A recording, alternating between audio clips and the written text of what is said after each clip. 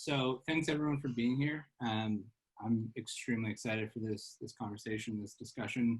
I won't take up too much time. I'm just going to introduce you guys, our two our hosts and our presenters today. So we have Emily Burton, who, Emily, you live in not Halifax, you're in Prospect? In Prospect, yeah. Yeah, so Emily's come from Prospect, and she has a PhD from Dalhousie. Her dissertation examined the paradox of alcohol consumption and the regulation in the Maritimes in, it was 17 and 1800s, Emily? Yeah. So she has some of the most worldly knowledge on the subjects we're going to be touching on today. And kind of hosting us and walking along is Shane Beehan, a good friend of mine who I've worked with behind the bar for a while. Shane, are you coming from Lunenburg today? Yes, sir. Yeah, so we're all over the Maritimes today. Actually, the three of us, about 4 years ago, all met together in the Maritimes in Lunenburg for the Nova Scotia Craft Spirits Festival. And Emily and I, that's how Emily and I first met. We did a little seminar on rum running, I believe, or a little earlier than that. But anyways, I'm really excited for this. Shane is definitely one of the most knowledgeable bartenders I've ever met, especially in terms of Nova Scotia. It's rare that you sit behind or sit in front of him at the bar and walk away with anything less than 3 or 4 talking points about Nova Scotia. So I'm excited for this. So I'll just leave it at that. And Shane, you can take it away. Well, thanks, John, and thanks, Evan, for having me. And thank you to all of you who are giving up time on this beautiful sunny Monday, at least here in Nova Scotia, to sit down and have a conversation about rum with us. Before we kick it off to Emily, I just quickly wanted to contextualize kind of myself in this whole situation. I was born and raised in Atlantic Canada. I can't say the Maritimes. For those of you not knowing, Newfoundland is not part of the Maritimes. It's part of Atlantic Canada. So I was born in Newfoundland. And as a small child, my grandfather would look after me when my parents were working. And when my father went to pick him up, my grandfather wouldn't let me go unless my father paid him. And my father paid him in rum. So quite literally, as a small child, I was bartered for rum, and it's been part of my life ever since. As a professional bartender now, my interest certainly is in rum, but it's also in history and geography. I truly believe that by understanding our history, we're able to have a better grasp on our present moment, and we're more equipped to move into our future. And so when we look at our history, especially our history of rum, we see in the Maritimes that there's no part of our social fabric or cultural fabric that hasn't been touched by rum. I've always said that I believe that Halifax was built off of rum, quite literally, and this is something that we'll see today, how it quite literally was.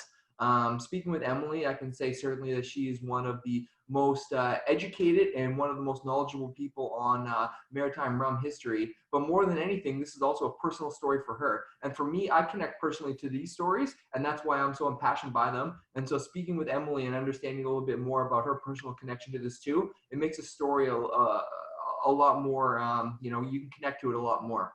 So that's kind of a bit about my personal background with rum, Nova Scotia history and bartending. And I'm really excited for this chat today. I'm going to kick it over to Emily, and we're going to have a pretty lively dialogue. But for those of you that might not have too much knowledge about this, I got to say this is pretty much it's a PhD dissertation in a small formula. So get ready for a lot of information.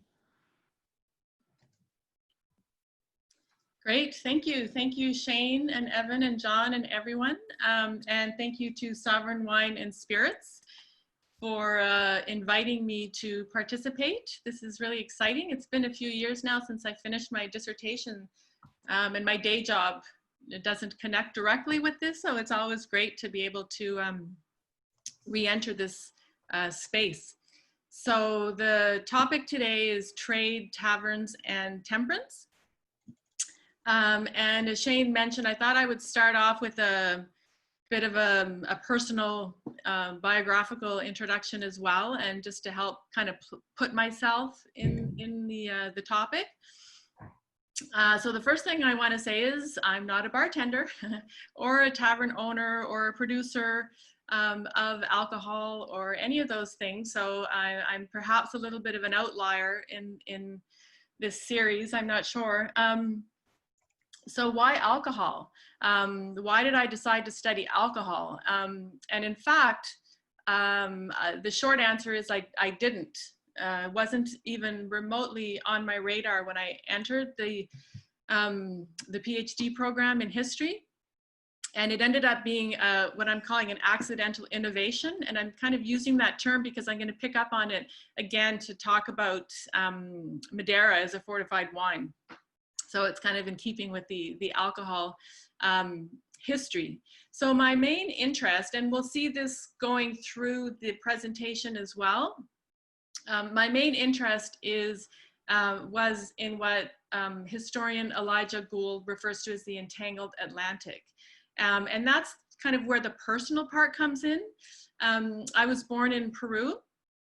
My mother is Peruvian. She may or may not be listening now. If she is, hola mama. And my father was from England, and he was living in Peru. And so then they met, and my sister and I were born in Peru. And then we came to Canada. And I've mostly grown up in Canada. So I have this sort of background, this entangled background of this kind of Anglo, English speaking identity, and then this Latin identity, and Spanish was my first language, and then growing up in Canada. So I've always been very intrigued by the way those different cultures have either coexisted or been in conflict, and so on. And so actually my master's degree in history was on the Portuguese interest in settlement in this region, what we now call Atlantic Canada, in the 16th century. And the Portuguese presence is very, very long in the region through the cod fishery, and it goes way, way, way back. They used to refer to Newfoundland as Terra Nova dos Bacalaos, the Newfoundland of codfish. And you can see the top illustration there is representing the inshore fishery, which the Portuguese were very involved in. And the map to the bottom is the Cantino Planisphere, where the Spanish and the Portuguese, they kind of divided the world, very, very colonial, and said, okay, this part is yours and that part is mine. And they kind of shifted Newfoundland so that it would be in the Portuguese sphere of influence. So I was really interested in that. And then when I started my PhD, I really wanted to continue that interest and move into the 17th century and look at the cod wine trade, which is another really interesting example of this entangled Atlantic, where the markets for cod were largely in Catholic European countries where they ate fish on Friday. And just the way the trade patterns worked at that time, you always wanted to have your bottoms full. In other words, the hull of your ship had to have, goods going both ways, or else merchants didn't make money. And this was the beginning of merchant capitalism. And so cod from Newfoundland in the 17th century went to the Portuguese and Spanish Atlantic islands. They went to mainland Portugal and Spain, and also France and Italy. So it was this amazing trade.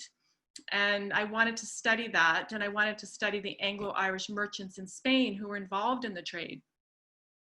But to make a long story short, I couldn't find the evidence, and a PhD in history has to be very evidence-based.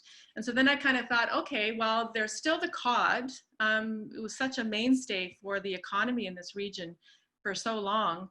And so then I kind of asked myself, okay, where else did the cod go? And it went, among other places, to the Caribbean, or what they referred to then as the West Indies. So then my dissertation became about the cod rum trade and about rum. And then I just kind of kept on poking along until I found enough evidence to sustain an actual dissertation. And the evidence that I found was in the statutes in the 3 maritime colonies of Nova Scotia, New Brunswick from 1784 onward, and Prince Edward Island, which up until 1799 was referred to as the island of St. John. So these 3 colonies, and they were British colonies, during my time period, which ended up being 1749 to 1830. They were all British, and they all introduced legislation to regulate public houses or taverns. And so that was essentially what my dissertation became about. And so I might talk about, I have a few slides about that, depending on how the time goes, I might mention that, but mostly what I'm going to share with you today are sort of elements around regulation, including trade and taverns, which in some ways is actually a lot more interesting, I thought, as I was going through the dissertation. So I'll focus on those two things, and then we'll also talk a little bit about temperance, because there was such a big shift in this region around 1830, 1840, in terms of rum in particular, but alcohol in general having been so enormously influential, and then it just changed quite dramatically. So that's kind of the end point in terms of what I'm going to talk about. If I can just quickly step in here, I just want to say one thing, and this is something that Emily and I talked about yesterday. And this is so interesting to think about, because this context means everything. Mm-hmm. Keep in mind that Nova Scotia was first settled in 1603, 1604 by the French, and that became the second oldest and the oldest in Canada permanent settlement in North America.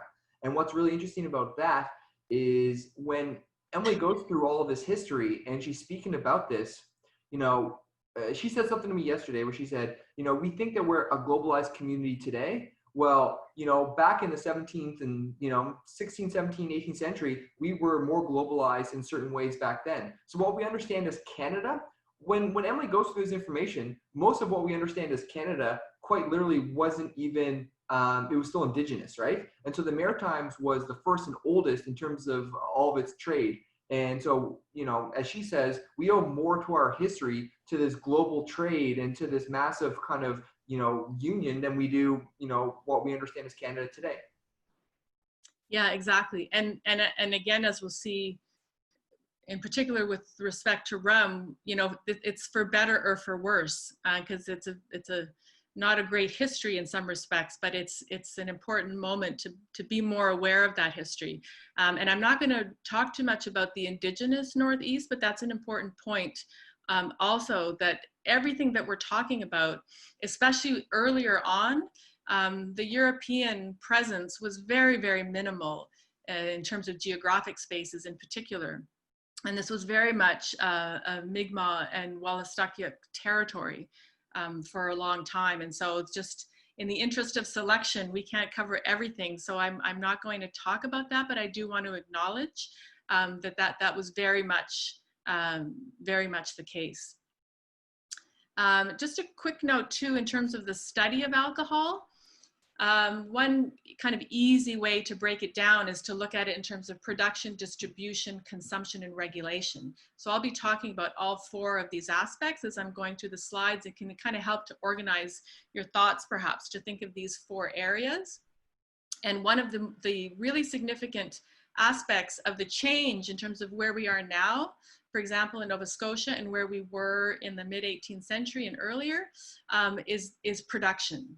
There's so many, you know, microbreweries that are buying hops from local farmers, and then there's we're distilling gin and rum, and the wineries and so on. It's just been this incredible explosion in Nova Scotia, and that's a completely different situation from what existed historically in the time period I'm going to be talking about. So that's one of the differences I wanted to draw attention to. So trade, and again, by talking about trade, we're talking about colonies and empires. We're talking about commodities, in this instance, principally alcohol, but sugar and molasses as well. And we're also talking about the history of exploitation. I just want to get us started briefly by talking about, or mentioning, that even though we're talking about the periods from sort of 1500 onward that had to do with European contact, there was alcohol production and consumption in the Americas. Not so much here in this particular part of sort of northeastern North America, what's now the Maritimes, but in many other parts, including the Caribbean. of the Americas, there was fermented alcohol production. There was no distilled alcohol, but there was fermented alcohol. And this example is from the Andes, and the road represents the roads of the Incan Empire. And the bowl is a bowl of fermented beverage made from corn that's still very popular in the Andes, and it's called chicha. So I think a few weeks ago, you had a session on pisco. So I wanted to connect to that session to show that chicha is really sort of the other main kind of unofficial perhaps, but main drink in Peru. And the aribalo was the vessel, the clay vessel that they used to transport the chicha throughout different parts of the empire. That's fantastic. I need to speak on pisco again today, so that's great to know. Good. Yeah, make the links. Yeah. Yeah. So then again, the main focus of this talk is about alcohol in the early modern Atlantic, and I'm just kind of roughly 1450 to 1850 in terms of the early modern Atlantic. And as you can see in the map, this was a period of tremendous kind of change and flow of goods and ideas and people through this whole world. And people used to refer to this as the triangle trade. And you can kind of see there's a kind of a skewed triangle. But in fact, it was actually many triangles and many different kind of patterns of trade. So it's much more complicated than just the triangle trade, but you can see here some of the kind of major players: Europe, Africa, the Caribbean and South America, and then North America. And of course, Nova Scotia is not there, but that kind of grew. So just to keep in mind, sort of in general, you know, what we're dealing with. And in the red part, in the west coast of Africa, people did make fermented alcohol as well. For example, from pine oil. So that did exist there. That's that first picture. And then the second one is a merchant's ledger book, just to highlight the importance of commerce in this Atlantic world, including the commerce of rum. And rum made its way back to England, and then it made its way back to Africa. It was a kind of currency in this world. And it was involved in the slave trade as well. So it was used as a currency. It was produced through enslaved labor in the Caribbean, for example, and then it sometimes made its way back to Africa to produce more slaves. So in terms of the exploitation and colonialism, this is very much a part of this story that we need to make sure that we include. And then moving forward, in terms of what I'm going to be covering, there was also a strong abolitionist movement. Olaudah Equiano was someone who had been enslaved and became a part of the abolitionist movement, and he wrote his memoirs, and it was part of the movement to end, in the British Atlantic world, to end the transatlantic slave trade, which ended in 1807, and then eventually the slavery itself was ended in the British Atlantic world in the early 1830s. And of course, as we know, it ended later in the United States, and it wasn't until 1888 that slavery was abolished in Brazil. So that was the last country in the Americas to abolish slavery. And then moving forward, the last photograph is of the Sons of Temperance, so moving into the Temperance period. And the movement for the abolition of slavery and the movement for temperance were two really sort of big movements that are templates. The abolitionist movement was kind of a template for the temperance movement, and all of them in turn are templates for more kind of current movements. So I find that a very interesting aspect of these early movements, and why it's interesting to study them as well. And then just to connect the dots a little bit more explicitly, a lot of you have probably seen recently in the news, the system isn't broken. It was built that way in the Black Lives Matter movement. And so speaking obviously not as an African Canadian, but as a historian who's looked back and studied this time period, I would say absolutely that's correct.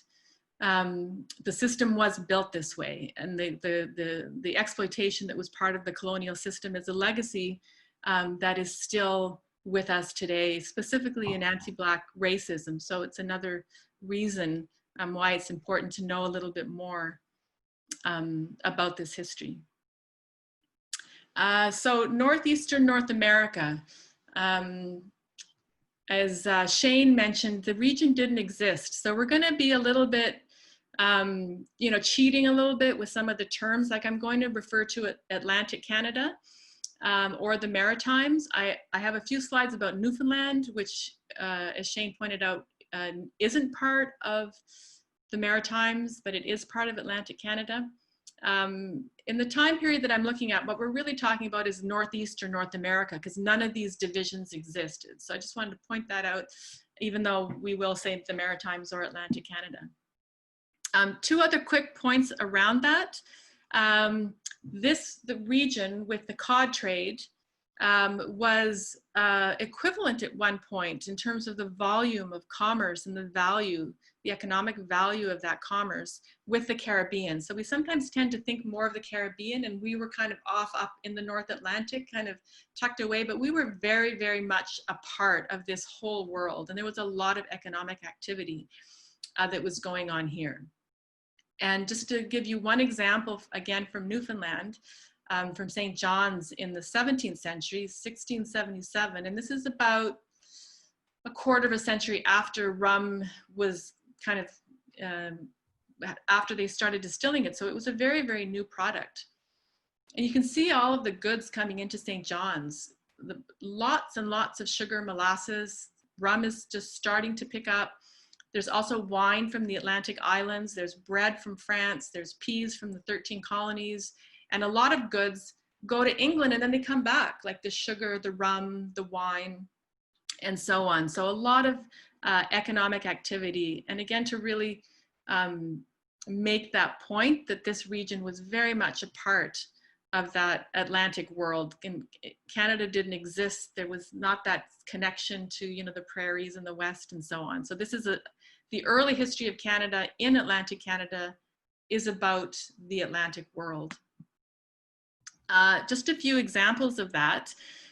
This is from Newfoundland, the Avalon Peninsula in the 17th century, from an archaeological excavation. And again, this is the cod wine trade. And so they found like a Spanish jug, which, you know, in terms of this like entangled Atlantic, I always find that so interesting, right? That all these Irish and English fisher folk in Newfoundland are drinking Spanish wine in the 17th century. They found a lot of pipes there too. It was a one-room structure and it was somebody's house. And then in the evening, like they'd get the fire going and then people would come in and they'd drink a little bit and they'd smoke a little bit of tobacco. And then it turned into a tippling house.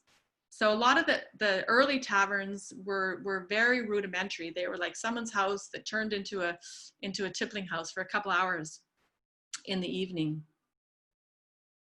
Another example of this, how everything wasn't this kind of neat little triangle trade, was the Portuguese Atlantic island of Madeira.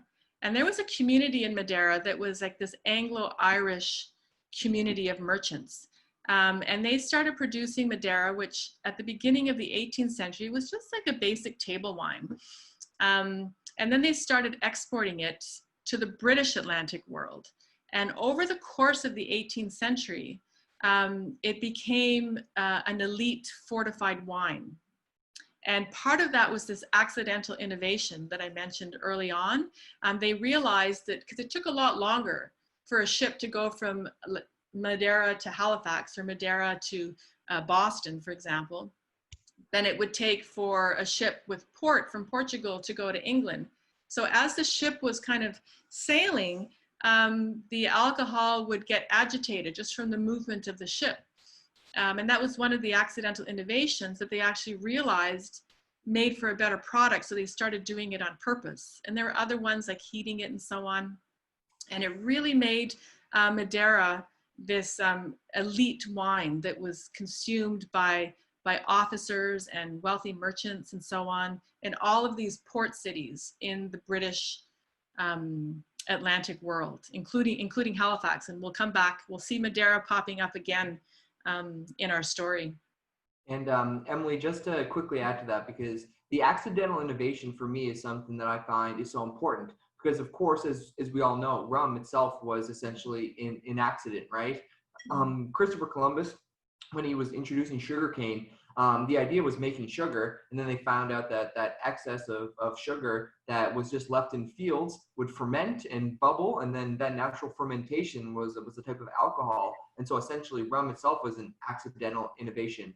And our history here in Atlantic Canada has so much relationship with a lot of that accidental innovation. And we talked briefly yesterday about Newman's Port, because to me that's a very interesting story as well, because this was in line with exactly what you're saying. In the late 17th century, about 1679, a Portuguese ship was sailing to England, and they encountered some rough seas, and they had to take port. Around St. John's, there was French privateers, and the captain of the ship was very afraid of having everything stolen, so he turned around and he took safe haven in St. John's. Now, at this point, you know, keep in mind, 1679, Halifax had not been settled yet. Atlantic Canada itself, as we currently understand it, only had a couple decades of existing, and this ship hid all of its cargo in the caves in St. John's.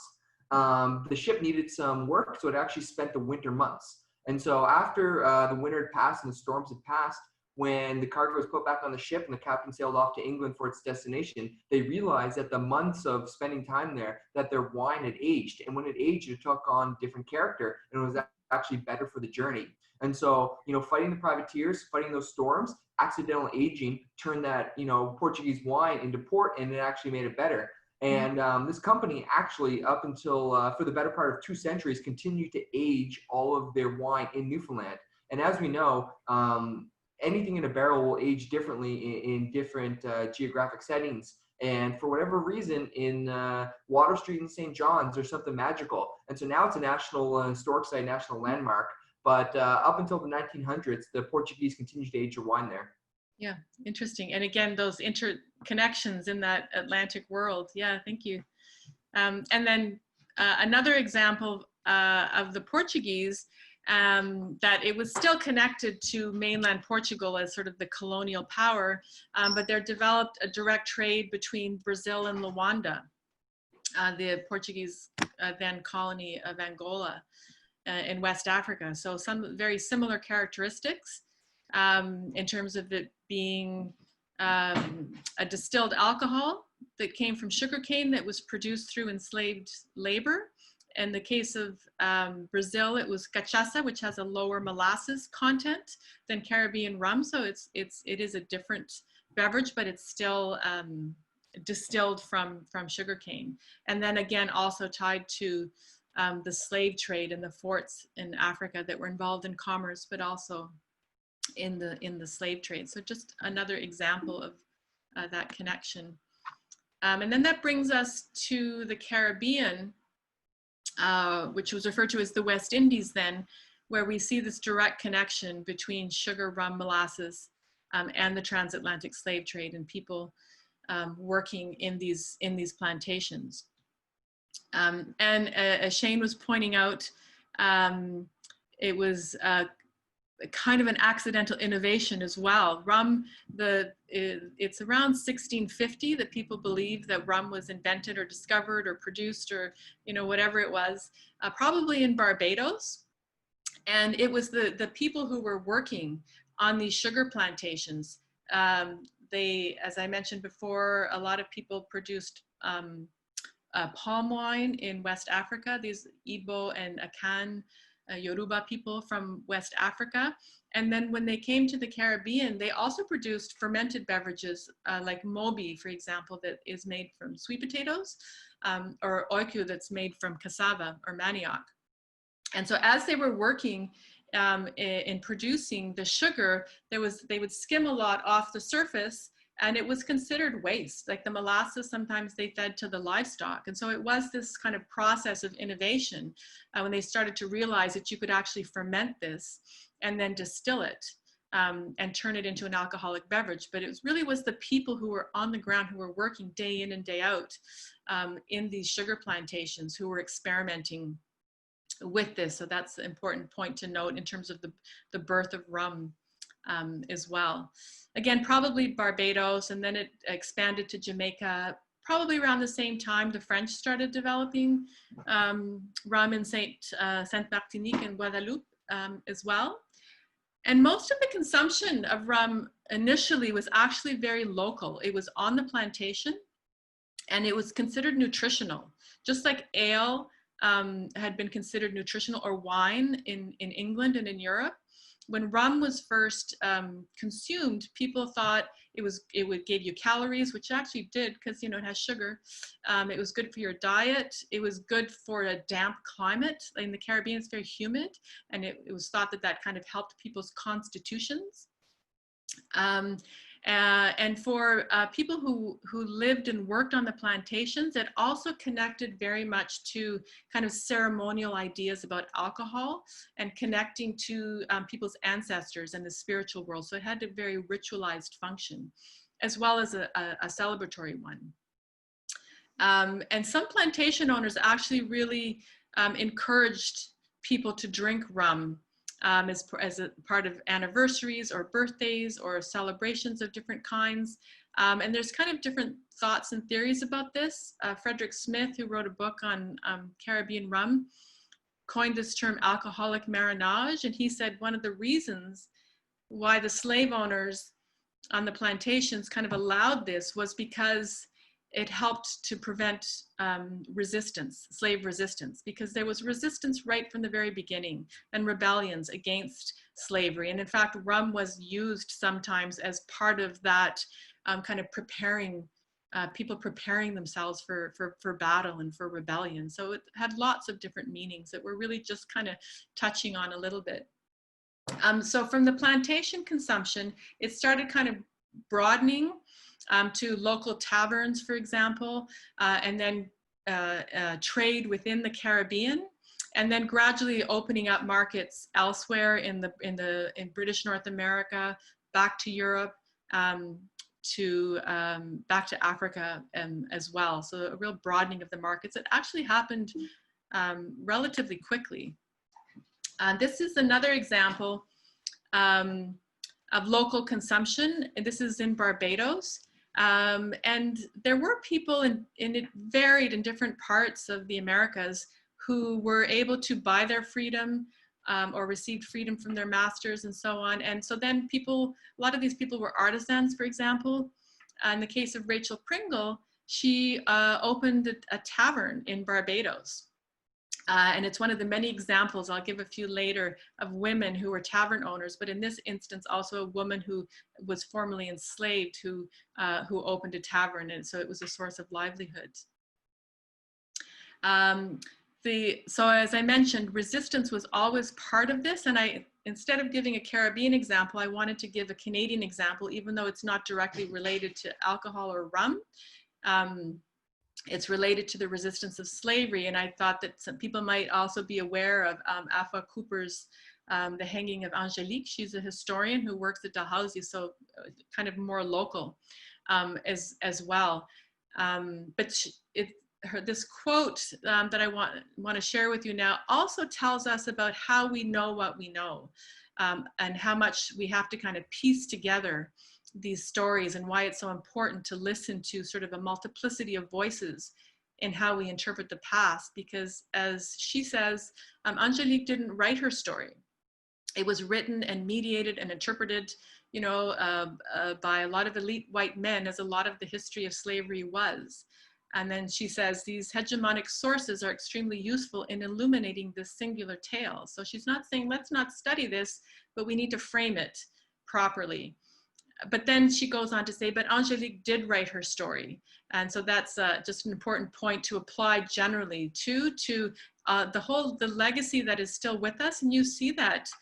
I'm perhaps a bit more familiar with Latin America and places like Cuba, where all of the history of the libations associated with rum the religious ceremonies associated with Africa and West African traditions is very much not just alive, but there's been a resurgence of it in the past several decades. We very much see that continuity, and we see this in the case of Angélique, that this oral narrative of resistance that is also a story of the Americas. In addition to resistance, there's also revolution and, of course, abolition.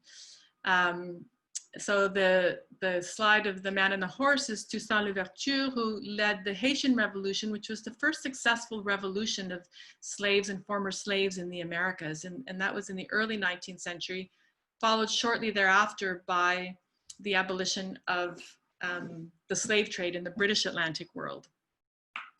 And again, I mentioned the boycotts, or the movement for the abolition of the slave trade. And one of the interesting things about that movement was it was one of the first big successful boycotts. This is an address to the people of Great Britain, proving the necessity of refraining from sugar and rum in order to abolish the African slave trade. So this is a very well organized movement that has been the template for other movements. And there were a lot of other things. There were petitions. There were petition after petition after petition presented to Parliament that just kept on getting overturned until it was finally defeated.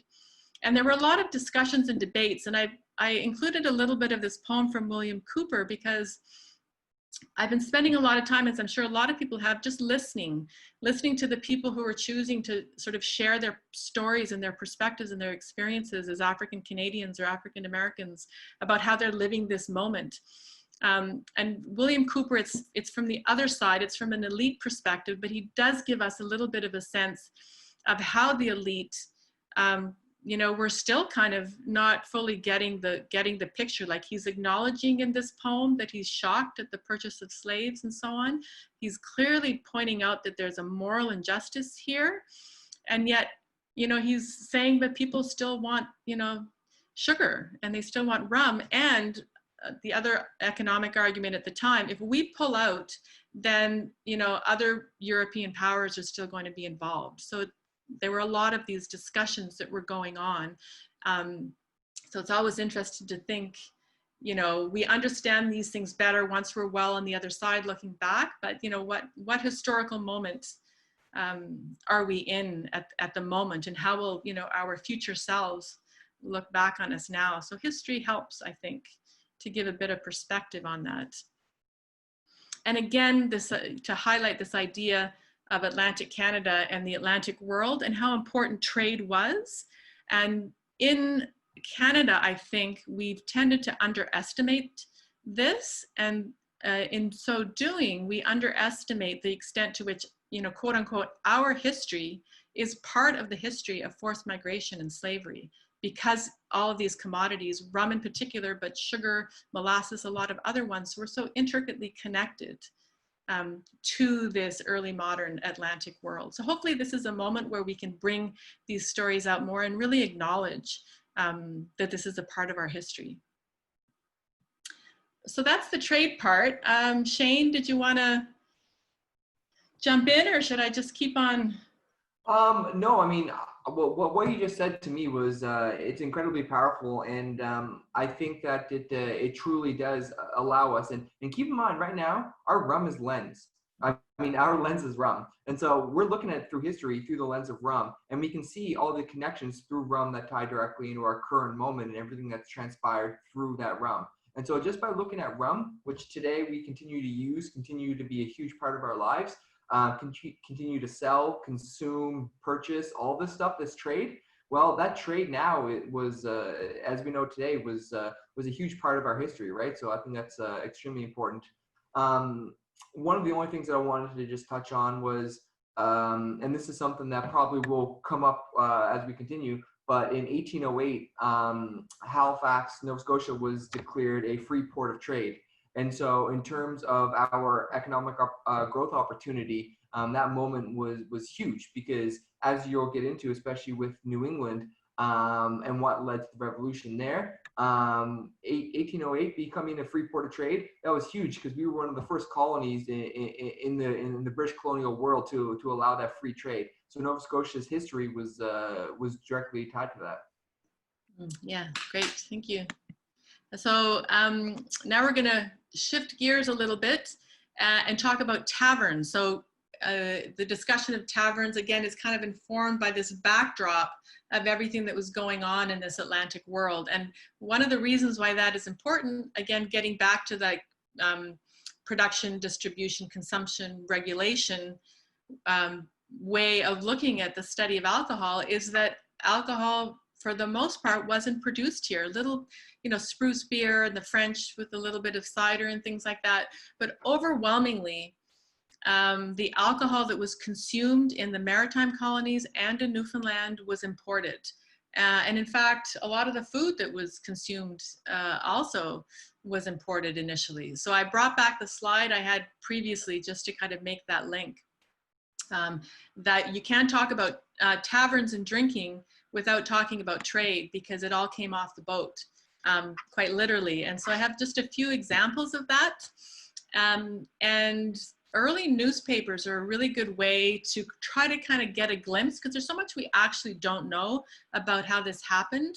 But newspapers, the advertisement section at the end of the newspaper actually has a lot of information, because early newspapers, most of the rest of it was news about what was going on somewhere else, not what was going on locally. So you don't get a good picture of kind of what was going on locally. But you see, here's two ads from, and the slide, I don't know, it looks like it's gotten a little bit out of format, but hopefully you can still read it. There's two ads from the 1750s. Is it all jumbled on everyone's screen, or is it just mine? Yeah. You can see it. You can see it, okay.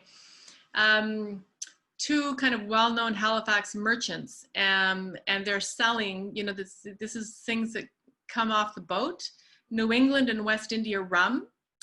So by this point, there were a lot of distilleries in the New England colonies. They were much more successful than the Maritime colonies in opening up distilleries. And then a lot of that rum, it was still produced using molasses from the West Indies, but then a lot of that rum, it came here, it went to Newfoundland, it went to Quebec, it went to England, and it went to Africa as well. So that rum was coming in, and then rum from the Caribbean or the West Indies was coming in. And people were differentiating in terms of the quality. So New England rum was considered to be of lower quality than the West Indian rum. And then the market started to differentiate too between, like, say, Barbados rum and Jamaican rum were considered a little bit different and started to carve out their own markets. You see Madeira as well, that I mentioned before, coming in along with, beef and flour and so on. And so the other ad is similar, good New England rum. The rum didn't have names, there was no Captain Morgan's and so on, but they might refer to it as like Old Jamaica Spirits or something like that, as a way to identify the rum. And around 1770, there were about 78,000 gallons of just New England rum entering Nova Scotia every year. So quite a big jump in the consumption of rum in the region. Another example. I was going to say, at that point, New England was the world's largest producer of rum, correct? Yeah, I'm not sure, but that could very well be, taken as one sort of discrete place. It was, quite significant, the volume of rum that was produced in New England, for sure. And then in St. John was a really big commercial hub. It probably would have been bigger if they hadn't made Fredericton the capital. But there was a lot of commercial activity, very similar to Halifax in that regard, in a slightly later period.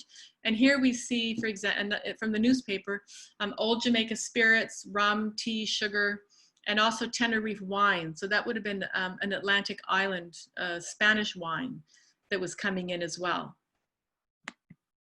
And here's just a kind of a chart. I looked at it's a kind of a cross section of different newspapers from St. John, New Brunswick, and you can see the sellers, and sometimes they're trading or they're selling by retail, and you can see what's coming in. sherry, port, Lisbon wines, so Portuguese wines, Madeira again, high proof rum, so they're trying to differentiate the rum that way, brandy, New England rum, and cider. No ale or beer. They didn't transport well. One of the reasons why rum, and fortified wines were consumed so much was because they were able to transport them, unlike beer or ale in particular, which just wouldn't last the journey. So a little bit of a sense of what people were actually drinking in the taverns. Another interesting thing about taverns is that they were a source of revenue. Unfortunately, most of the records haven't survived, but here's just a little example for 5 years from Prince Edward Island. And you can see how they kept records per year. So 171 pounds was collected in 1825 just from the licenses for taverns. So you'd pay like £6 a year, for example, for a tavern license. So it wasn't a big pool of money. It was relatively small, but it was actually big in the sense that there weren't a lot of local sources of revenue at this time. So it was kind of unique in that regard. So moving on to taverns as public spaces, I just want to give you a few examples from Nova Scotia of kind of what they were like. And the template for taverns in Nova Scotia really was England and Britain. This is the Crown Inn from Hastings in England. And the early taverns here were similar in a lot of ways to the taverns in England. One thing that kind of set them apart was that a lot of activities happened in taverns. It wasn't just drinking. People would eat in taverns. They would, in many instances, they were inns. And so you would stay over, it was, as you were traveling, the businesses would be conducted there and so on. Ale and beer in England, they again were considered nutritional. So it was part of your kind of fortifying yourself through eating. People were given alcohol at work as well. But taverns, public houses, one of the other interesting things about them is that they blurred the boundaries sometimes between like what was considered public and what was considered private. So I wanted to kind of start with that and show you a few examples. But before that, just to connect to a previous talk that you had on gin and look at some of the kind of comparisons between gin and rum. In the early 1800s in England, there was also that kind of attempt to really make a stark difference between sort of ale and beer being acceptable and a gin and the gin shops being part of depravity and disorder and debauchery. And officials were extremely concerned about gin and the gin shops in the way that they often were also concerned in the 3 maritime colonies and elsewhere about rum. And that thinking that rum could have the same kinds of effects as gin. So you see here William Hogarth in the mid 18th century kind of illustrations that tried to really starkly show that point. So just as a kind of at a glance, there was an awful lot going on with all of these taverns and what people did in them. And so you can think of it in terms of the drinks, the drinkers, the drink sellers, and the drinking places, as well as the activities.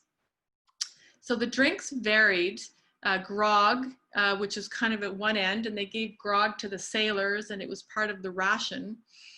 Punch, if you drank rum and you were a member of the elite, you would probably drink rum punch, and you would drink it in a fancy bowl like the one illustrated here that maybe came from China. So it was a sign of your elite status. And you kind of did that to differentiate yourself from the soldiers and the sailors and the servants and the enslaved people and so on who were drinking rum in very different ways.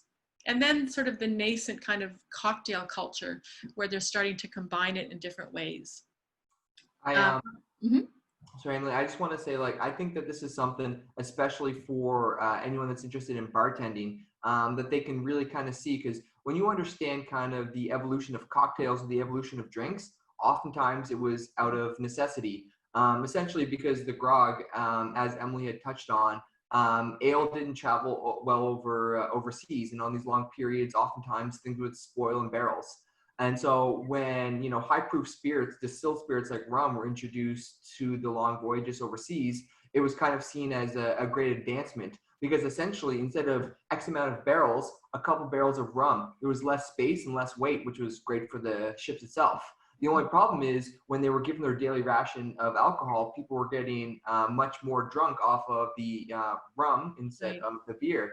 And that's why the grog was introduced by Edward Vernon in the 1740s, which was essentially just a mix of water and rum. And that way, the water was actually purified by the rum. So when water would spoil in the barrels, well, the rum would purify it and keep it well. So you're actually technically getting your medicine. And of course, when citrus was introduced to that, your citrus, rum, and water, which is more or less almost a recipe for a daiquiri, you know, in the 18th century, that was a recipe for water and citrus and purification. And so that was a huge part of it. And one other thing that I think is so interesting about this personal slide is I always used to think, before Emily kind of opened my eyes, that at this moment in our history, that rum was essentially for pirates and peasants and people that were drinking out of gutters. And then you can see here that rum was dressed up for the elite, and you had a lot of different cocktails and things that were added to it to make them, you know, fine enough for the elite in society. Yeah, exactly. So they would drink Madeira, and they would drink rum punch. Yeah, both in the same way. Yeah. And then the drinkers, as we've been talking about, and the drink sellers varied a lot as well. And so widows often, for example, own taverns as one of the very few sources of livelihood open to women. Sometimes they inherited the tavern or the bar when their husband died, but sometimes they were just widows looking for livelihood, and then would open a tavern of some kind. Children as well, and like again in early Halifax, they before they actually had a lot of bars or taverns set up, at least in the early proclamations, they talk about unlicensed selling in wheelbarrows, and then women and children, and they point out women and children as well, like to try to stop women and children from selling unlicensed spirituous liquors, which was essentially rum, in wheelbarrows. So a very like, you know, the full spectrum from that to like a really fancy inn or coffee house or something. Sounds like a great post-pandemic business opportunity. Yeah, yeah, exactly. Just there you go. Right, because outside is better, right, than inside. And then, yeah, and then lots of different places where rum was, alcohol in general was sold. And so with that kind of backdrop, I just want to show you a few slides that have some examples. And the examples tend to, of course, be more towards the elite end of the spectrum, because the grog shops, the wheelbarrows, the one-room tippling houses, you know, we don't have as much information on them because they don't make it, unfortunately, into the historical record. So you have to kind of glean information from the statutes and things like that about the social history that is, you know, so much a part of that history. Emily, can I just ask one question before you continue? Sure. Would part of that be the illicit nature of that industry as well? Because a lot of the early kind of illicit rum production before distilling was legal, and a lot of the trade, because as a British colony, there was also, you know, illicit trade that was coming in from different colonies, and that was technically illegal. And of course, anyone that was partaking in this illicit activity wasn't going to be allowing history to know about it, right? And so there's so much that we simply can't know, specifically because the details and records weren't kept, right? Yeah, no, absolutely. Absolutely. There was that illicit trade. And it was more of a problem in some places and at some time periods than others.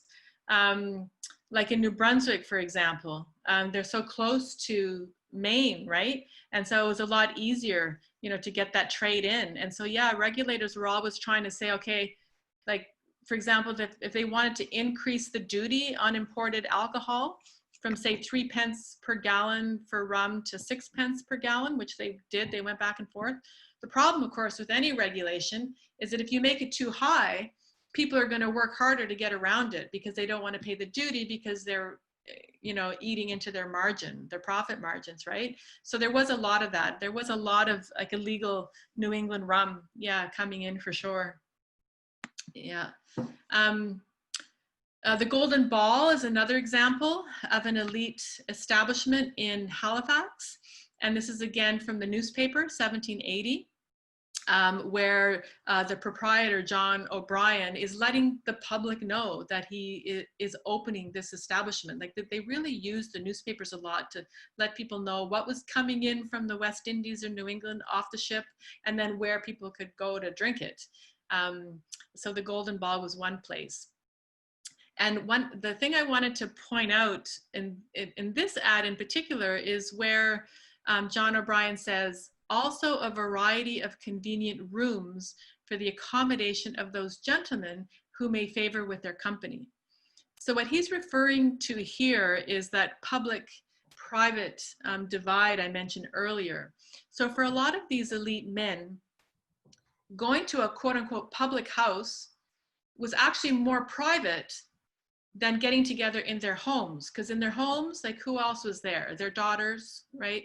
Their wives, the servants, you know, they didn't actually have the same amount of privacy that they did in these public houses to get together. And, you know, they thought they were very refined and did a lot of toasting, but they actually drank a lot, especially military men in the British Atlantic world. They really drank a lot, and they spent a lot of time kind of criticizing other people, you know, servants, indigenous people, people of African origin who supposedly had all these problems with drunkenness and disorder and debauchery, but these elite men really drank a lot too. They just kind of framed it in a different way. So they like to have these private rooms where they could meet. And sometimes if you were a little bit lower down this kind of the social ladder, they also functioned because maybe you just didn't have the means in your house, right? You weren't poor, but you didn't have like a proper parlor, and you didn't have, you know, a proper like serving spoons or a rum punch bowl, all the things that you actually needed to distinguish yourself from other types of people consuming alcohol. So you could go to a private club, essentially what this was, to consume alcohol with your friends. And business and political associates. The Sinkler Inn in Annapolis Royal is another interesting one. And this building is still standing. So if you ever have the chance, if you haven't been already, to go to Annapolis Royal, it's actually a museum. And it's two houses that were put together. The original house was actually Acadian, so it's before the British conquest of 1710. And then a woman named Rebecca Whitechurch, against another woman, was a proprietor up until the 1740s. And then it was a German immigrant who purchased it along with the Skene house, and he put the two houses together to create this bigger inn. So it was a tavern as well as an inn. And it's a really neat place to visit because it's all exposed. They haven't kind of redone it all. So it's not fancy, but you kind of get a sense of what it was like when it was in operation as an inn. And the architecture, if you're interested in architecture, colonial architecture, it's a really interesting place. But the other thing I wanted to point out from the Sinkler Inn, getting back to this idea of that taverns were more than just places where people drank and consumed alcohol. Taverns were commercial places. If you think about Annapolis Royal, you know, in the early 18th century, even throughout the 18th century, like it was in the middle of nowhere. Even Halifax was still in the middle of nowhere, right? We kind of overemphasize and kind of tend to inflate, you know, the British sort of physical geographical presence, I think, in this region. But there wasn't a lot of public infrastructure in a lot of these places, especially early on. So the church and the tavern sometimes were like the only public spaces in town. And so, you know, you're probably not going to hold an auction in a church. So taverns tended to have a lot of functions, including commercial functions.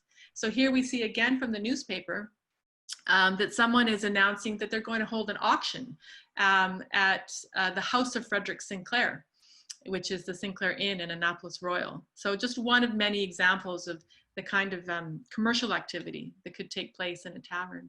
And this is just something that I wanted to just quickly talk on too, because it highlights kind of the importance of the bartender.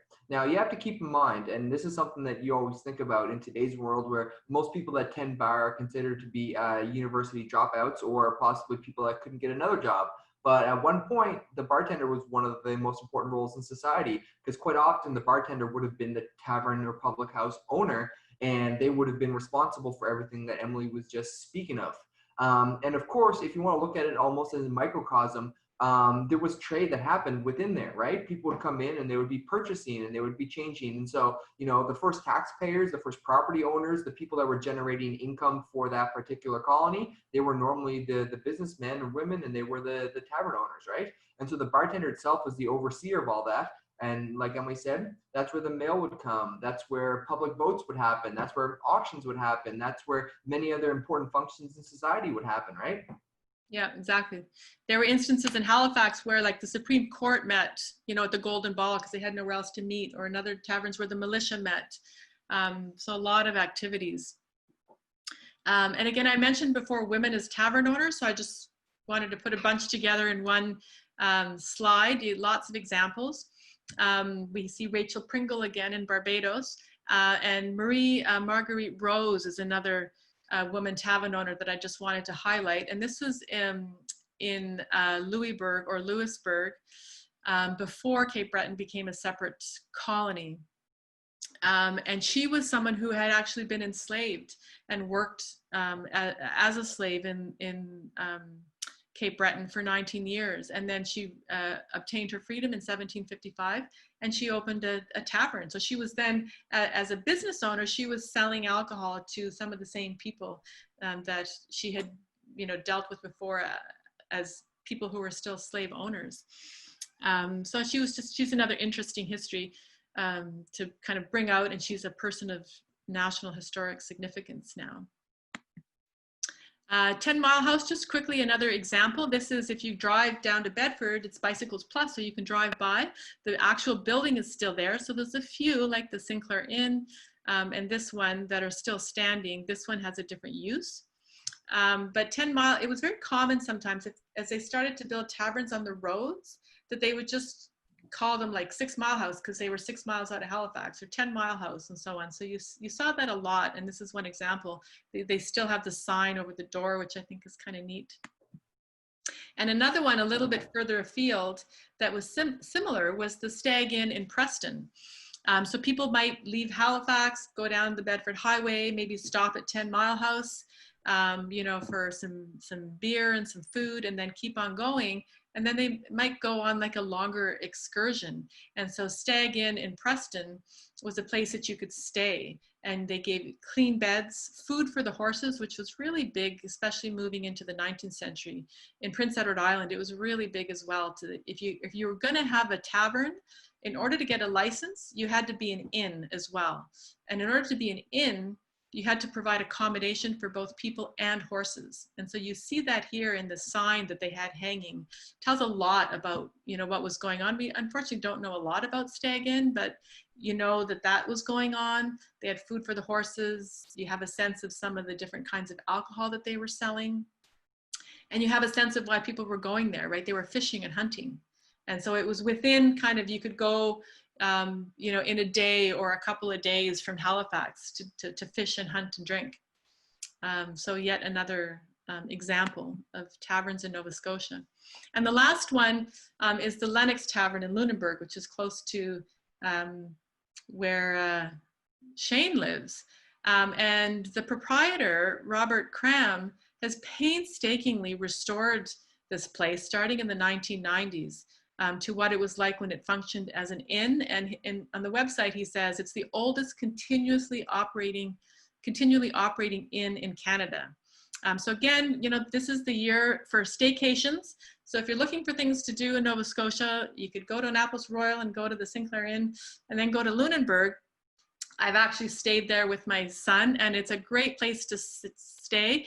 You could actually hear like the cobblestone horses on the road outside when we were there. And it's just like, if you like to kind of get away from, you know, the digital world and experience something a little bit different, then I would recommend it.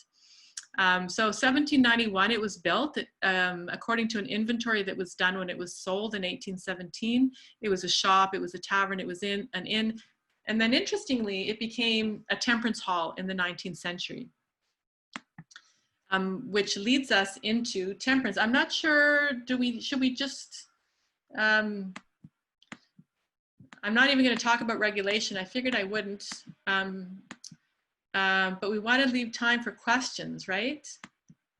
Yeah, we still have a little bit of time. I mean, we're normally 90 minutes, so you know, I don't want to keep everyone too long on their Monday, but I think without seeing the presentation, I have to at your leisure. You know, I'm engaged. Okay, well, I'll just we've already talked a bit about sort of the licensing of public houses, so I'll skip over those. I can bring them up if someone has a question, but I'll just have then a few temperance slides. So as I mentioned before, it was a movement, and it kind of entered this region from the US, and the American Sons of Temperance, for example, and they had speakers, they had pamphlets. It was a movement, like the abolitionist movement, and women were very involved, and Christian women in particular, women of the kind of Anglo background principally, and it was all about moderation. People were enormously concerned with drunkenness. More than drinking, they were concerned with drunkenness. And so they were trying to get people to drink in moderation. That was the main thing initially. It was partial abstinence, not total abstinence. And it tied into ideas of virtue. So you can see from this Methodist magazine, temperance is a virtue of very extensive application, right? So it's not just about drinking, it's your whole kind of attitude, right? The truly temperate man, because it was geared at men, because it was more men that drank too much. The truly temperate man desires to eat and drink as much as will render his body strong and healthy, and his mind active and cheerful. So that was the original intent. And this is what happens to you if you drink too much. It's the drunkard's progress from step 1 all the way to step 9. And here are the steps. A nice innocent glass with a friend, very sociable, no problem. And then it progresses, you know, gradually, drunk and riotous. All of a sudden you're sick, you're poor, all of your friends have forsaken you, you've adopted a life of crime, and then it's death by suicide. So that was kind of what was presented, the kind of narratives that were presented in the temperance movement. And then again, here you can see the contrast. Women, like the daughters of temperance, they would go to all the taverns as part of their campaign to try to stop people from drinking. And then the fruits of temperance, if you actually stop drinking, was a happy family life in the white picket fence image. And so I'll just end with a couple of slides that show how temperance played out in Nova Scotia. And it's a good place to kind of wrap things up because it's very much connected to, you know, the rum story. In 1821, so that's about a decade before kind of temperance really enters Nova Scotia, Liverpool alone was importing about 64,000 gallons of rum. Like that's a lot of rum, right? 27 vessels, lots of molasses, lots of brown sugar. And again, here we like to put sugar in our tea and eat molasses cookies.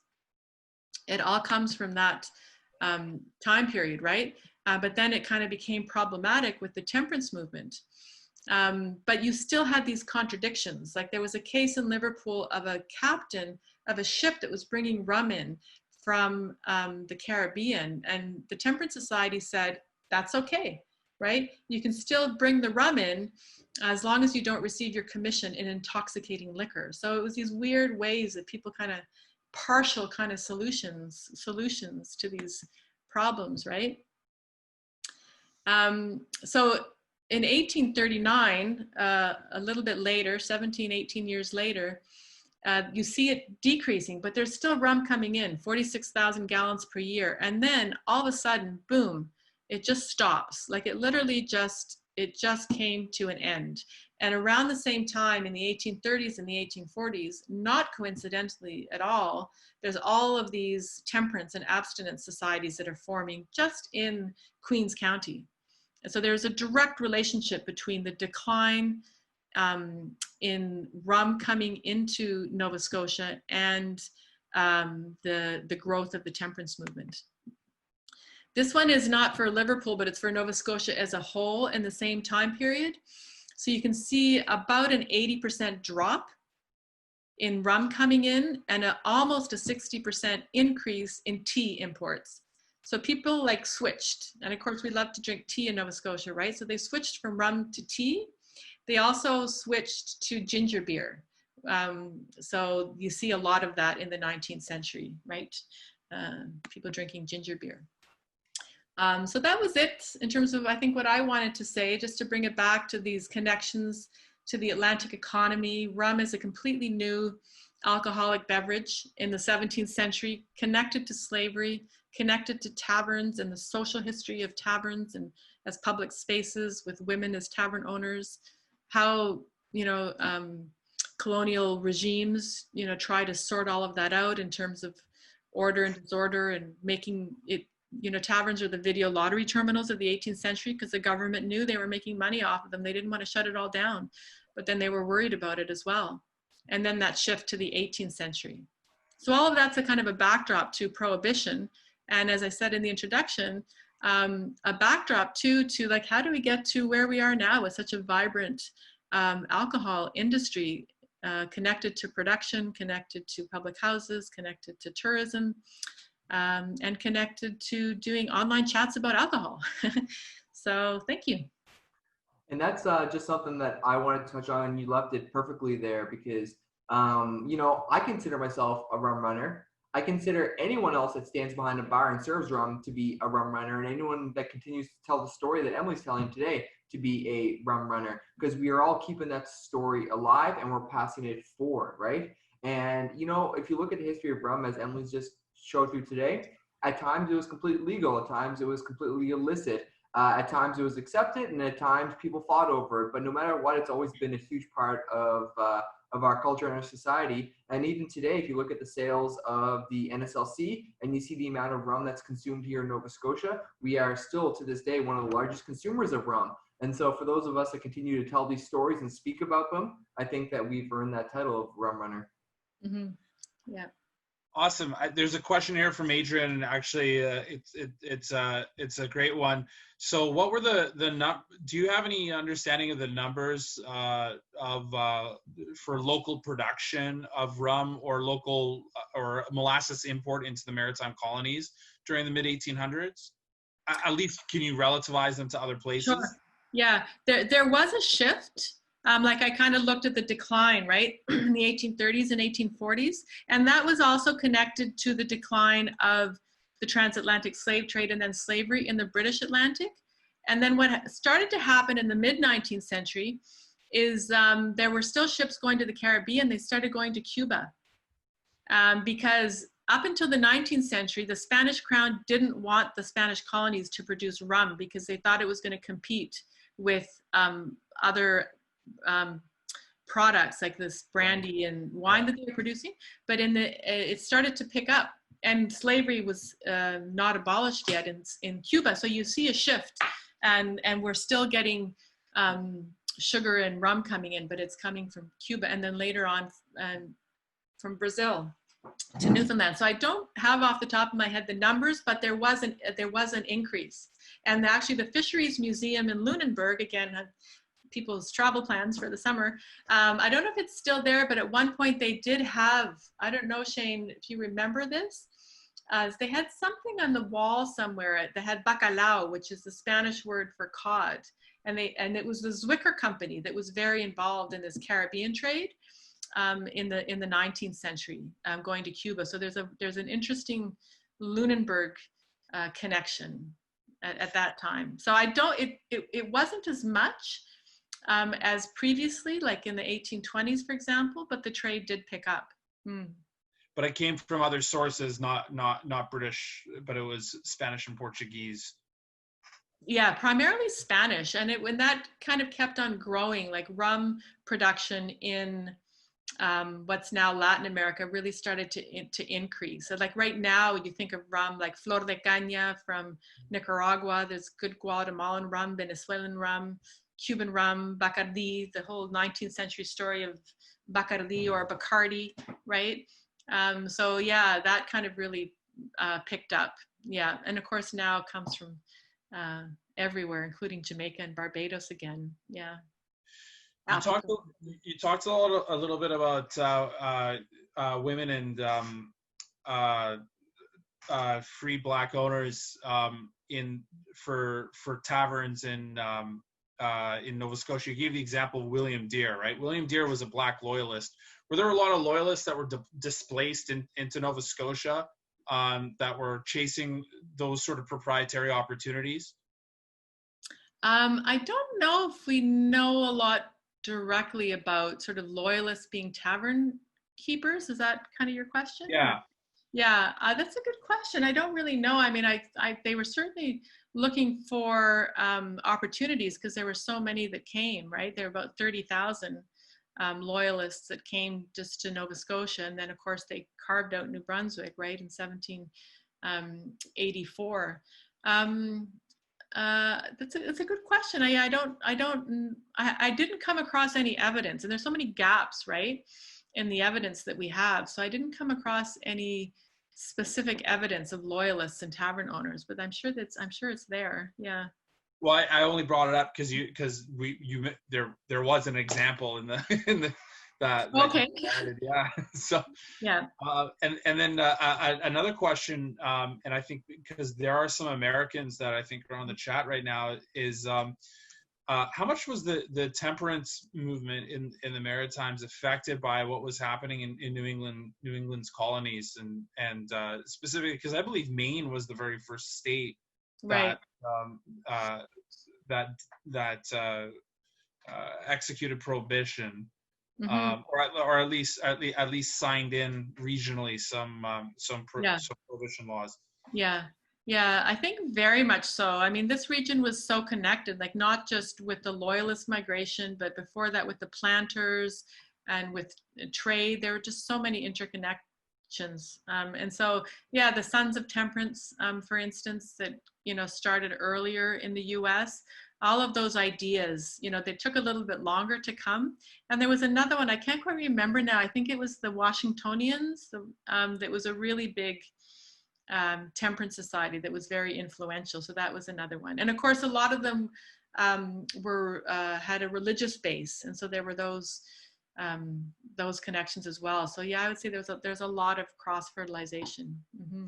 And just one thing to add to that too, John, was like, temperance in Nova Scotia, it's wild because I believe it was in Pictou County was one of the earliest in the late 1820s or early 1830s. But between the period of 1830 and 1840, the research that I've seen is that there was over 100 different movements for different reformist parties and temperance societies that were pushing for, for regulations around alcohol in Nova Scotia alone at the Maritimes, right? And wow. So 100 that just popped up in the 10 years here in the Maritimes. And of course, the Scottish too, because during the Scottish settlement of Nova Scotia as well too, there's a lot of people that had come from that part of the world that understood the horrors of alcohol that were a huge part of that early reformists as well. But there were so many different sectors of society that were pushing for temperance. But yeah, many different kinds. Wow, that's awesome. One thing that I just want to leave everybody with is that Nova Scotia, technically the second smallest province in Canada, we tend to think of ourselves here in the Maritimes as a very small place. When you look at our history, we have had a huge impact. And so everything that Emily's gone over, I think we can understand here the impact that we have. And, not all the history that we understand is something that we can be proud of, but it's part of our history and it's our duty to understand it. And once you understand it, you see the connections that we have here. So it's been eye-opening for me. So I want to thank you, Emily, for everything that you've shared with us today. Thank you. And thank you, Shane, also for walking through it all with me. It's been great. Yeah. Thank you very much. Yeah, this was wonderful. Thank you so much. It is again throughout the week. Emily, Shane, wonderful to spend more time. And we'll have a wonderful week. Take care. Bye-bye. Okay. Bye, everyone. Thanks. Cheers.